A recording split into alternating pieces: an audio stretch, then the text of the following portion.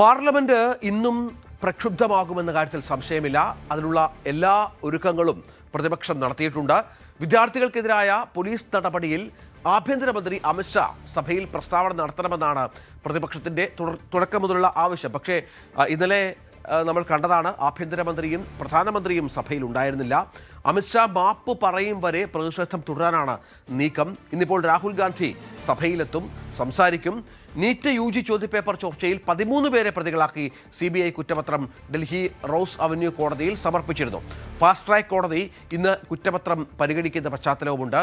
ഇപ്പോൾ CJP ഒക്കെ പറയുന്നത് ഈ പ്രവർത്തകർക്കെതിരെ, തങ്ങളുടെ പ്രവർത്തകർക്കെതിരെ എടുത്ത കേസുകൾ പിൻവലിച്ചില്ലെങ്കിൽ വീണ്ടും ഒരു സമരം, അതിനുള്ള സാഹചര്യങ്ങളുണ്ട്. ഇന്നലെ സുപ്രീം കോടതി അന്വേഷണം തുടരാം ഇവർക്കെതിരെ എന്നുള്ള തരത്തിൽ പറഞ്ഞിരുന്നു. പക്ഷേ അറസ്റ്റ് പാടില്ല, ഈ അന്വേഷണം തുടരാമെന്ന പരാമർശത്തിൽ പോലും CJPക്ക് വലിയ തോതിലുള്ള പ്രതിഷേധമുണ്ട്. ഇതൊക്കെ പരിഗണിച്ചുള്ള നിലപാടായിരിക്കും പ്രതിപക്ഷം സഭയിൽ ഉന്നയിക്കുക എന്നുള്ളത് വേണം കാണാൻ. വിനോദ് വിവരങ്ങളുമായി ചേരും. വിനോദ്, കഴിഞ്ഞ കുറേ ദിവസങ്ങളായി, കഴിഞ്ഞ ആഴ്ച മുഴുവൻ പാർലമെന്റ് സ്തംഭിച്ചു.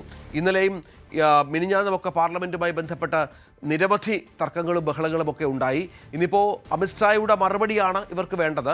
പ്രതിപക്ഷത്തിന്റെ ഈ ആവശ്യത്തോട് ഏതെങ്കിലും തരത്തിലുള്ള അനുകൂല സമീപനം ഭരണപക്ഷത്തിന്റെ ഭാഗത്തുനിന്നുണ്ടാകുമോ?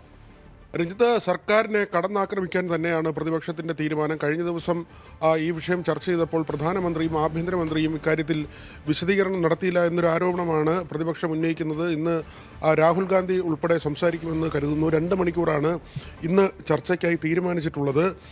അതേസമയം തന്നെ CJP നേതൃത്വം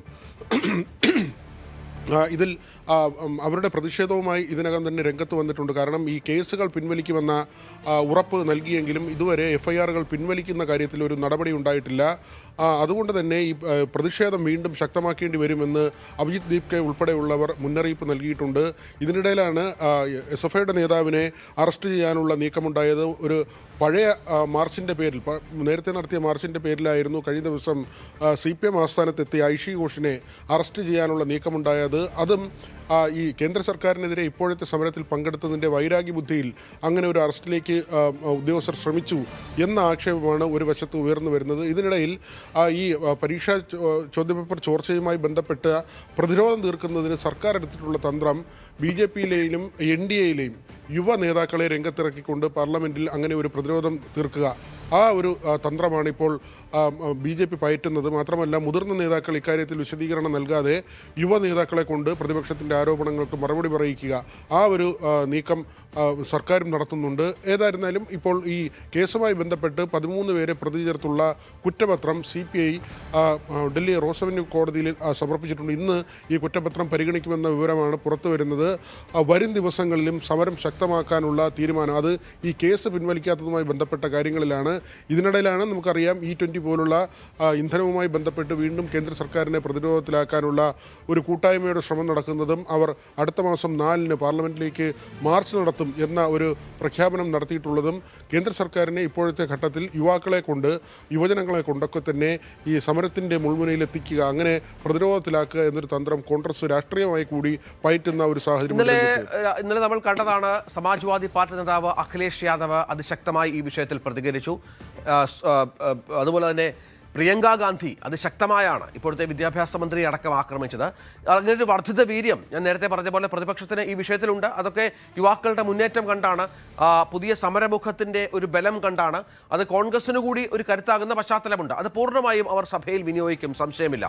പക്ഷേ അതിനെ എങ്ങനെയാണ് ഭരണപക്ഷം പ്രതിരോധിക്കുന്നത് എന്നുള്ളതുണ്ടല്ലോ. അമിത്ഷാ മറുപടി പറഞ്ഞിട്ടില്ല.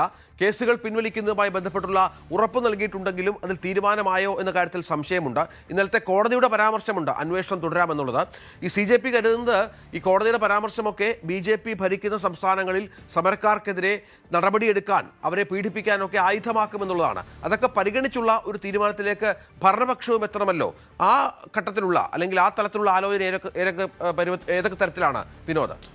രഞ്ജിത്ത്, ഇതിൽ സർക്കാരിനെ കൂടുതൽ പ്രതിസന്ധിയിലാക്കുന്നത് ഈ പെല്ലറ്റ് ആക്രമണമുണ്ട്. അതോടൊപ്പം തന്നെ പട്നയിൽ AK-47 ഉപയോഗിച്ച് സമരക്കാരെ വെടിവെച്ച സംഭവം, ഇതിൽ യുവാക്കൾക്ക് പരിക്കേറ്റിരുന്നു. ഇത് തീർച്ചയായും സർക്കാരിനെ വലിയ തോതിൽ പ്രതിസന്ധിയിലാക്കുന്ന ഒരു സംഭവം തന്നെയാണ്. എന്തുകൊണ്ട് ഈ AK-47 ഉപയോഗിക്കേണ്ടി വന്നു? അതോടൊപ്പം തന്നെയാണ് പെല്ലറ്റ് ഉപയോഗിച്ച് പരിക്കേൽപ്പിച്ചത്. അത് മരണം വരെ ഇടയാക്കാവുന്ന കാര്യങ്ങളാണ്.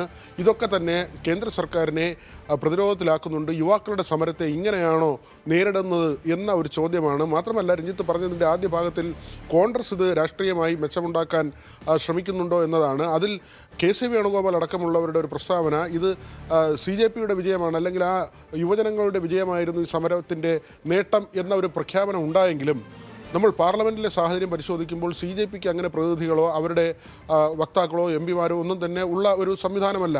അവിടെ സ്കോർ ചെയ്യാൻ പറ്റുന്ന, അല്ലെങ്കിൽ സർക്കാരിനെ ഇങ്ങനെ ഒരു പ്രതിസ്ഥാനത്ത് നിർത്തിക്കൊണ്ട് വലിയ ആക്രമണം നടത്താൻ കഴിയുന്നത് കോൺഗ്രസിനും ഇന്ത്യ മുന്നണിയിലെ കക്ഷികൾക്കുമാണ്. അവിടെയാണ് രാഹുൽ ഗാന്ധിയുടെയും പ്രിയങ്ക ഗാന്ധിയുടെയും ഇടപെടൽ. അത് കഴിഞ്ഞ ദിവസത്തെ കോൺഗ്രസിൻ്റെ ആരോപണം. ഇന്ന് രാഹുൽ ഗാന്ധി സംസാരിക്കുമെന്ന് വിവരം വന്നിട്ടുണ്ട്. 2 മണിക്കൂറാണ് ഇന്നത്തെ ചർച്ച. കഴിഞ്ഞ ദിവസം 8 മണിക്കൂർ ചർച്ചയുണ്ടായിരുന്നു. പ്രധാനമന്ത്രിയും ആഭ്യന്തരമന്ത്രിയും മാറി നിന്നതിനെ വലിയ തോതിൽ കോൺഗ്രസ് വിമർശിക്കുമ്പോൾ അത് പൊതുസമൂഹത്തിന് മുന്നിൽ കൊണ്ടുവരുന്ന ചിത്രം കോൺഗ്രസ് ഈ സമരം ഏറ്റെടുത്തു എന്ന നിലയ്ക്ക് തന്നെയാണ്. അതിൻ്റെ ഒരു മൈലേജ് കോൺഗ്രസിനുണ്ടാകുന്നു എന്നത് വളരെ വ്യക്തമായ കാര്യമാണ്. CJP വീണ്ടും കൂടുതൽ അഗ്രസീവായി വരുന്നു, അല്ലെങ്കിൽ അവർ വീണ്ടും സമരമുഖത്തേക്ക് വരുന്നു എന്ന സൂചനകൾ നൽകുന്നുണ്ട്. അവരെ പ്രകോപിപ്പിച്ചിരിക്കുന്നത് ഈ കേസുകൾ പിൻവലിക്കുമെന്ന ഒരു ഉറപ്പുണ്ടായിരുന്നു, എഴുതി നൽകിയ ഉറപ്പാണ്. അത് JP നദ്ദയും ഉൾപ്പെടെയുള്ള മന്ത്രിമാരുടെ 2 മന്ത്രിമാരുടെ പ്രതിനിധി സംഘമാണ് CJP നേതാക്കളുമായി ചർച്ച നടത്തിയത്. അവർ നൽകിയ ഉറപ്പ് പാലിച്ചില്ല എന്ന ഒരു പ്രശ്നമാണ് ഇപ്പോൾ CJP ഉയർത്തിക്കാട്ടുന്നത്. അവർ സമരവുമായി മുന്നോട്ട് പോകുന്ന നിലയിൽ വരുന്നുണ്ട്. പ്രത്യേകിച്ച് ഇടത് വിദ്യാർത്ഥി സംഘടനകളുടെ ഇപ്പോഴത്തെ നിലപാട് കൂടി നമ്മൾ ശ്രദ്ധേയമായി കാണേണ്ടതാണ്. തീർച്ചയായും അതാണ് സാഹചര്യം. ഏതായാലും ഇന്നും പാർലമെന്റ് പ്രക്ഷുബ്ധമാകും, സംശയമില്ല. എന്താണ് ഭരണപക്ഷത്തിന് പ്രതിരോധിക്കാൻ അവർ കാത്തുവച്ചിരിക്കുന്ന ആയുധം എന്നുള്ളത് കൂടി കാത്തിരുന്ന് കാണണം.